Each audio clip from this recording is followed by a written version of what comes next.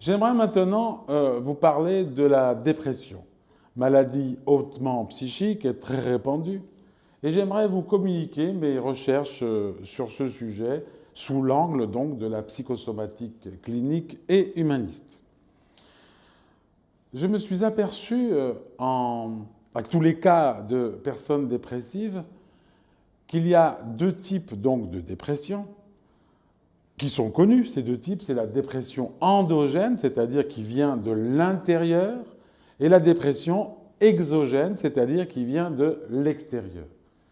Et j'aimerais tout de suite vous dire que les trois quarts des dépressions, surtout les dépressions endogènes, ne nous appartiennent pas. C'est des réparations transgénérationnelles ou familiales. C'est-à-dire que je suis né avec, quelque part. Bien sûr, un bébé, on ne peut pas voir s'il est dépressif tout de suite, mais ça va se voir petit à petit. Petit à petit, et notamment, j'ai souvent entendu les gens dire, voilà, moi de toute façon, je suis triste, je suis déprimé depuis toujours. D'ailleurs, quand vous voyez les photos, vous voyez des photos où j'ai pas le sourire, ou quelquefois le sourire est trop forcé, comme les gens qui sourient comme ça, parce que comme ils ont l'habitude d'être plutôt tristes, quand on leur dit de sourire, ils vont forcer leur sourire. C'est pas un sourire naturel de l'enfant classique. Et donc, c'est des gens qui sont plus ou moins tristes. Alors, bien sûr, ce n'est pas des grosses dépressions énormes. Ça, c'est plutôt psychiatrique, je dirais. Là, c'est peut-être qu'il faut les aider avec des médicaments précis. Mais je parle donc de plein de gens qui ne sont pas bien, qui n'ont pas le moral, et qu'on appelle soit dépression passagère, ou soit des baisses, un mal-être plutôt général. Et on s'aperçoit que c'est des gens qui présentent des symptômes de dépression, c'est-à-dire de l'humeur, de la manière d'être, et au niveau donc de leur économie générale, psychique, on s'aperçoit qu'ils ont hérité de mémoire familiale à type de décès et ils sont porteurs de deuil bloqué à la tristesse. Et c'est pour ça qu'un des principaux symptômes est la tristesse, le côté plutôt le manque d'allant, le manque de pêche, ou des choses comme ça.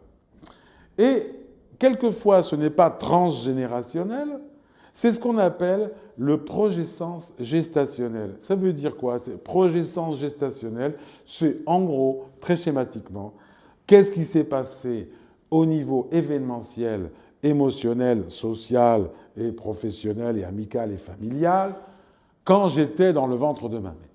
Et l'exemple typique, c'est la maman qui est enceinte, elle est très heureuse, tout le monde est content. Mais le problème, c'est qu'il y a un drame au moment donc de la grossesse, c'est-à-dire à 3 mois, 4 mois, 5 mois de la grossesse. Et le drame le plus grave qui puisse arriver, c'est le décès d'un proche. Et le truc classique, c'est le décès du père, c'est-à-dire la mère, elle, est enceinte, elle va présenter son fils ou sa fille qui va naître à ses parents, et là, c'est pas possible puisque le père décède ou la mère décède.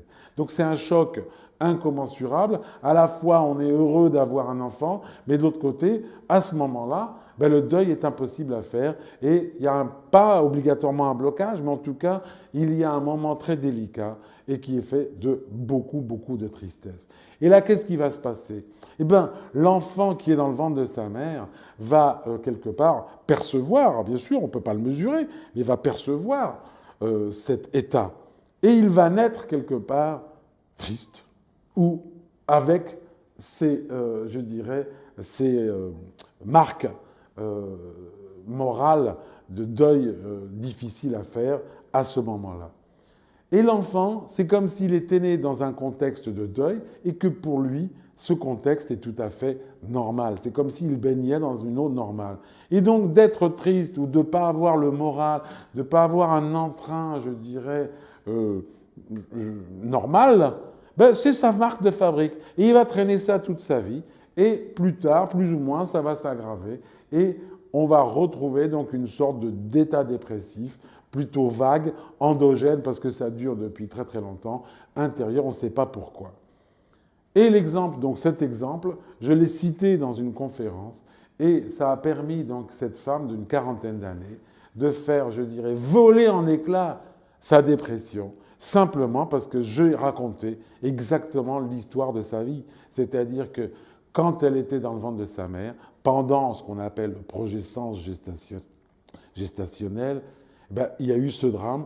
Sa mère a perdu son père et elle ne savait pas pourquoi elle était dépressive. Elle ne savait pas pourquoi elle ne s'autorisait pas à vivre. Elle ne savait pas pourquoi elle était, je dirais, avec un manque d'entrain, un manque d'allant. Elle plutôt restait à la maison. Quand on l'invitait, ben, elle n'osait pas parce que ben, on est en deuil, on est triste. Donc on n'a pas le droit de s'amuser. Et donc en une semaine, 10 jours maximum, ça a volé en éclats. Et cet exemple, j'aimerais insister là-dessus, c'est les 3/4 des dépressions ne nous appartiennent pas. C'est notre histoire familiale, transgénérationnelle, avec des deuils bloqués à la tristesse qui nous font rentrer dans la catégorie des dépressifs. Et vous avez une deuxième catégorie, c'est 1/4 des cas des dépressions, et c'est ce qu'on appelle les dépressions exogènes.